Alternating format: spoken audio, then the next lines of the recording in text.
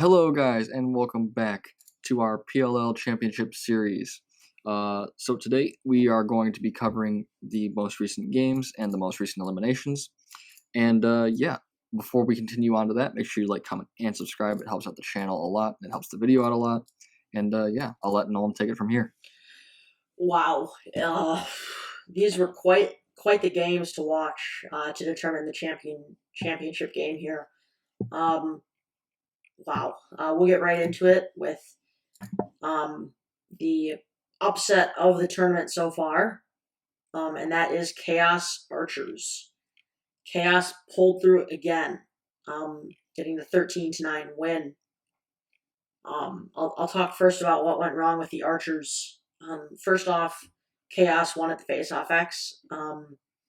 That's a big aspect here is winning face-offs in the PLL proves importance, and that in addition to rough goaltending from Drew Adams. Now, obviously, not all his fault. Some of that has to go on the defense, of course, but definitely something that would need to improve if they were to beat out a team that's shooting at 33% like the Chaos. 33% is a relatively respectable shooting percentage in this championship series. It's pretty high up there. Kind of reverse roles here for the Archers. Usually you would see Grant Ament at the top of the player stats sheet. But Marcus Holman makes his first notable appearance in the last game for the Archers with a hat trick. Schreiber, of course, up there as well with 2 goals. Ament towards the bottom, but put up 2 assists.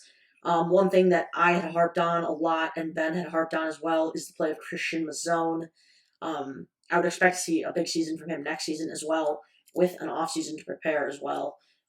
Only 1 goal in this game against the Chaos, but definitely something that he's proving to not only the Archers but to PLL fans that he is a very respectable player in terms of shooting, dodging, etc. In terms of defensive play for the Archers, again, some of it has to go on the defense in terms of goals scored by the Chaos. But the defense didn't do too bad. They led the game and caused turnovers. They led the game in ground balls. The Archers didn't have too many turnovers compared to the Chaos. It was truly just an offensive onslaught from the Chaos in an unusual game from them. Moving on here to the craziest team of them all, and that's the Chaos. Like I had mentioned, they dominated the Face-Off X. Their goalie play from Blaze Reardon was impeccable again. I think that speech, if you follow PLL on Instagram, Blaze Reardon gave a riveting speech to the players, and he was right. The play-in games are play-in games. Every team makes the playoffs, so the play-in games are truly just more or less a warm-up. Obviously, you want to perform in the warm-up, because the better you do in the warm-up, the better you think you do in the elimination bracket. But the Chaos here are proving that over time the team can truly get better. Another game where Andy Towers benched Connor Fields, and another game where Josh Byrne dominated. 2 goals, 3 assists. Like I mentioned, the impressive play from Curtis Dixon his last game. He followed it up again with 3 goals and an assist, with pretty steady shooting at 30% from 10 shots. Similarly, Sergio Salcido showed up as well with a goal. Jake Furcaro again got an assist.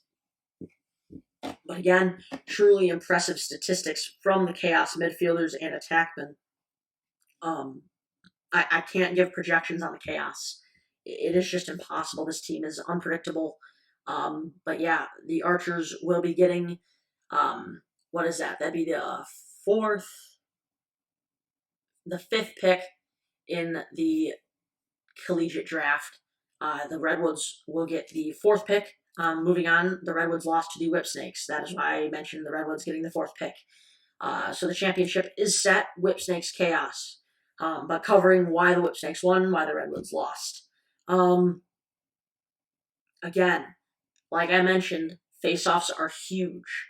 I know this is a relatively mute point at this point, but 67% face-off percentage for the Whipsnakes compared to 33% for the Redwoods is a drastic statistic. we'll talk about the losing team first in the Redwoods. Again, poor face-off performance, something that they were plagued with ever since Granlund left, but they are still figuring that out. Greg Skoljan has showed some promise, but not enough promise to really give them a dominant performance at the X.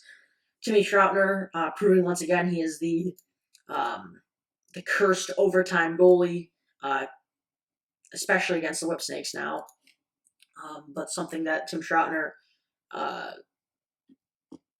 will get better with over time. I think it probably has something to do with, obviously the pressure surrounding that, and of course the high-powered offense of the Whipsnakes. Obviously a respectable game from Troutner with 50% save percentage on an onslaught of 41 shots from the Whipsnakes. For the Redwoods, of course, Matt Cavanaugh and Ryder Garnsey are at the top. 4 goals and 2 goals, respectively, for Cavanaugh and Garnsey, adding in 3 assists between the two of them as well. Sergio Perkovic and Miles Jones find their way again. Perk with a goal, Miles Jones with an assist. Again, it wasn't really a game where the Redwoods played bad. It was just a game where the Whipsnakes kind of had that edge going into overtime. But yeah, I mean that Whipsnakes offense is lethal. And moving on here, we'll quickly talk about the Whipsnakes. And I think the reason they really won this game was obviously the impressive play of Joe Nardella and Kyle Bernlohr, like Ben and I have harped on multiple times at this point. But also, offensively speaking, you have key contributors that aren't named Matt Rambo.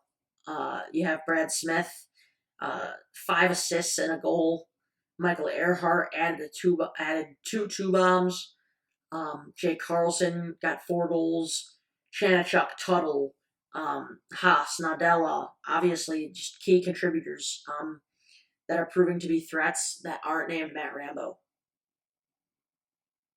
I think it's of note that this offense, despite losing players like Ryan Drenner, is still the best in the league. I mean, like we've mentioned 1,000 times, the offensive depth and just the depth in general in this league is so great, purely because there aren't many teams. That's why the Whipsnakes were able to get the win.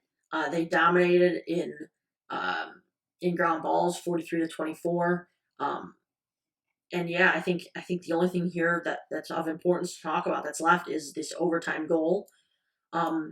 I think that's just a really tough position for the Redwoods to be in. With the Whipsnakes with the ball in overtime, I think obviously you have jitters. Any player would. And when you have threats like Smith, Carlson, Rambo, etc., you kind of forget about certain guys, and that's kind of what happened. Jeremy Sieverts dodged across the top. No slide went purely because of the other guys that he could pass to, and Sieverts scored. Something that was totally unexpected for a guy like Sieverts to be taking that shot. Not to say that he's bad, but with the options that are there, it was a little bit surprising. Probably more surprising for the Redwoods than the Whipsnakes. But yeah. So like I mentioned, the Redwoods will have the 4th overall pick in the championship in the collegiate draft. And then the Whipsnakes and Chaos will play each other Sunday, August 9th for the championship in what will be a fantastic battle. Despite it being the 1 seed versus the 7 seed, I still think it will be a thrilling game. Obviously, with the inconsistent play of the Chaos, obviously going 0-4 and now they're 2-0, I think they could easily lose bad, but I don't foresee that happening. I think the Chaos have kind of figured things out. And it wasn't like the Whipsnakes dominated the Chaos when they played in group play. The Whipsnakes only won by 5. And it was a relatively bad shooting game for the Chaos. So that is definitely some championship to look out for. In terms of drafting order, I'll give you guys a quick update on that. You'll have the Atlas picking first, followed by the Water Dogs, followed by the Chrome, and the Redwoods, and the Archers. And then the 6th and 7th selection will be decided on Sunday in the championship. So again, like I mentioned, it will be a very interesting game to watch. We will definitely have a video out for you guys then, to keep you updated on that, and then moving into next season and the off season. So thanks again for watching. Make sure to like, comment, and subscribe to keep this channel up and afloat and to support the guys. So thanks again, and have a good one. Bye.